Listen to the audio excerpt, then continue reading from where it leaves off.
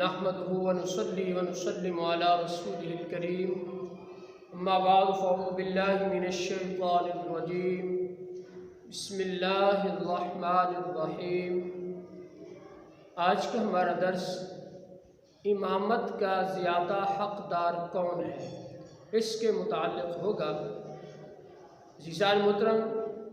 سب سے زیادہ مستحق امامت وہ شخص ہے جو نماز و طہارت کے احکام کو سب سے زیادہ جانتا ہو، اگرچہ باقی علوم میں اتنی مہارت نہ رکھتا ہو، بشرطے کہ اتنا قرآن یاد ہو کہ بطور مسنون اس کی تلاوت کر سکے اور صحیح پڑھتا ہو، یعنی حروف مخارج سے ادا کرتا ہو، اور اسی طرح مذہب کی کچھ خرابی نہ رکھتا ہو اور فواحش سے بچتا ہو، یعنی بے حیائیوں سے اور اس طرح کے دوسرے کاموں سے وہ اپنی حفاظت کرتا ہو۔ اور اس کے بعد وہ شخص ہے جو تجوید کے ساتھ قرآن پڑھنا زیادہ جانتا ہو اور اس کے موافق یعنی تجوید کے موافق قرآن پڑھتا ہو۔ اگر کئی شخص ان باتوں میں برابر ہوں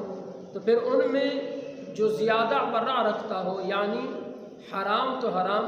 شبہات سے بھی اپنی حفاظت کرتا ہو، اس میں بھی اگر برابر ہوں تو زیادہ عمر والا، یعنی جس کو اس زمانہ اسلام میں زیادہ گزرا، جس کو زمانہ اسلام میں زیادہ گزرا وہ امامت کرائے۔ اگر اس میں بھی برابر ہوں تو جس شخص کے اخلاق اچھے ہوں وہ امامت کرائے۔ اگر اس میں بھی سب برابر ہے تو پھر جو سب سے زیادہ وجاہت یعنی جو تہجد گزار آدمی ہے وہ جو ہے وہ زیادہ حقدار ہے امامت کا۔ اور اسی طرح جو سب سے زیادہ خوبصورت والا ہو اور خوبصورت ہو اور اسی طرح جو حسب والا ہو سب سے زیادہ، پھر اس کو ترجیح دی جائے گی۔ اگر اس میں بھی برابر ہوں تو پھر یہ دیکھا جائے گا کہ زیادہ ان میں مالدار کون ہے، تو پھر اس کو فوقیت دی جائے گی۔ اگر اس میں بھی سارے کے سارے برابر ہیں تو پھر یہ دیکھا جائے گا کہ ان میں سب سے زیادہ عزت والا کون ہے۔ اگر اس میں بھی سب لوگ برابر ہیں تو پھر یہ دیکھیں گے کہ کپڑے زیادہ کس کے اچھے ہیں، زیادہ خوبصورت صحیح کپڑے کس کے ہیں،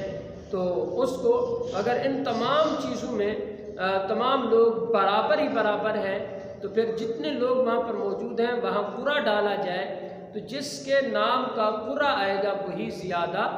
امامت کا حقدار ہے۔ عزیزان محترم، اسی طرح اگر وہاں لوگ اتفاق کر لیں، اگر قرآن بھی نہیں ڈالتے تو پھر اتفاق کر لیں کہ کس کو امام بنایا جائے، تو پھر جس پر زیادہ لوگ جو ہے اپنی رائے پیش کر دیں تو اسی کو ہی امام بنا دیا جائے گا۔ اسی طرح امام اگر معین ہے تو پھر وہی زیادہ امامت کا حق رکھتا ہے، اگرچہ اس کے پیچھے اس سے زیادہ علم و وجاہت والے ہی کیوں موجود نہ ہوں، تو اگر وہ خود امام معین ہے کسی مسجد وغیرہ میں محلے میں تو پھر وہ علم بھی رکھتا ہے، قرآن صحیح پڑھتا ہے اور امامت کے مسائل جانتا ہے تو پھر وہی امامت کرائے گا۔ اسی طرح کسی کے مکان میں جماعت قائم ہوئی تو صاحب خانہ اگر ان کے اندر شرائط پائی جائے تو زیادہ امامت کا حق پھر وہی رکھتا ہے کہ جو گھر کا مالک ہے وہی امامت کرائے۔ اگر کرائے کا گھر موجود ہے اور اس میں کچھ لوگ جمع ہوئے، اس میں جو مکان مالک ہے وہ بھی آیا ہوا ہے، جو کرایہ دار ہے وہ بھی موجود ہے اور کچھ مہمان بھی آئے ہوئے ہیں، تو اس میں اگر کرایہ دار خود جو ہے وہ امامت کا حق رکھتا ہے تو وہ خود امامت کرائے گا،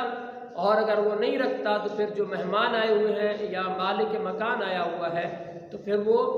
جو کرائے پر رہنے والا شخص ہے اس کی اجازت سے، وہ جس کو اجازت دے گا وہی شخص جو ہے وہ نماز کی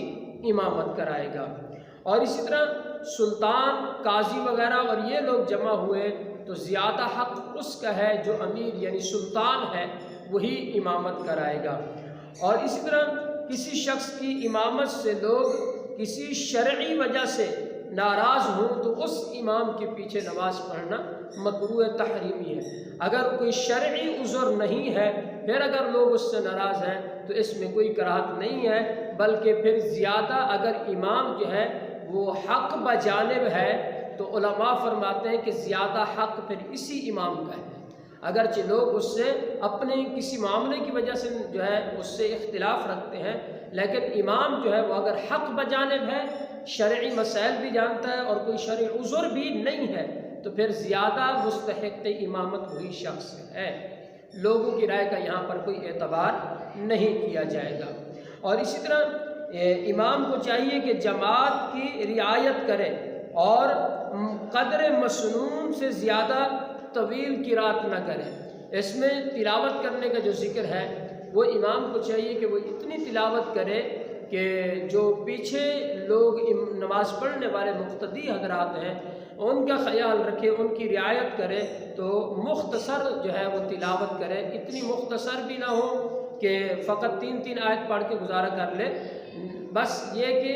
زیادہ لمبی نہ کرے جس سے پیچھے والے لوگوں کو تکلیف پہنچے، یعنی مناسب مقدار میں وہ تلاوت کرے اور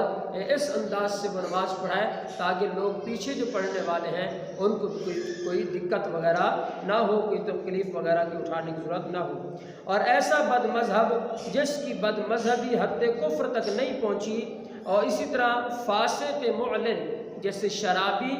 اور جواری، زناکار، سود خور وغیرہ، یا اس کے علاوہ جو کبیرہ گناہ بالاعلان کرتا ہے تو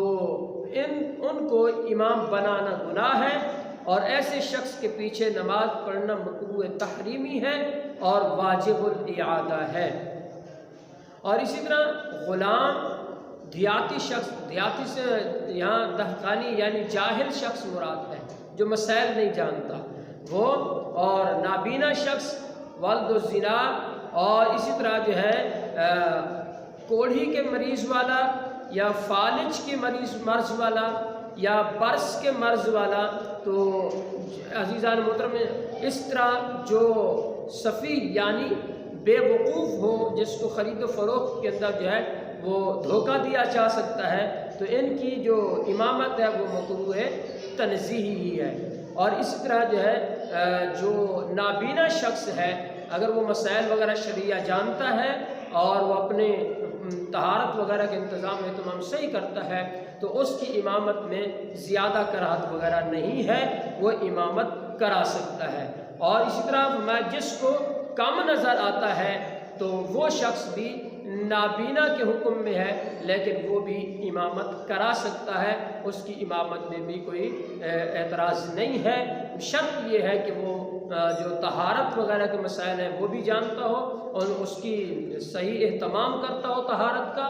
اور اس کے ساتھ ساتھ دوسرا یہ کہ وہ نماز صحیح طریقے سے پڑھانا جانتا ہو، تو اس امام کے پیچھے، اس نابینا شخص کے پیچھے نماز پڑھنے میں کوئی کراہت نہیں ہے۔ اللہ تبارک و تعالیٰ کی بارگاہ سے دعا ہے کہ رب ذوالجلال ہم سب کو مسائل شرعیہ سیکھ کر ان پر عمل کرنے کی توفیق عطا فرمائے۔ آمین۔ وآخر دعوانا الحمدللہ رب العالمین۔